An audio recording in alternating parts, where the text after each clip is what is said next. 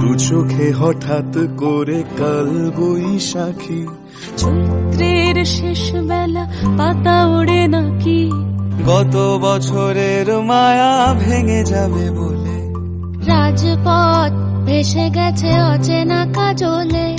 দু চোখে হঠাৎ করে কাল বৈশাখী, চৈত্রের শেষ বেলা পাতা ওড়ে নাকি, গত বছরের মায়া ভেঙে যাবে বলে, রাজপথ ভেসে গেছে অচেনা কাজলে।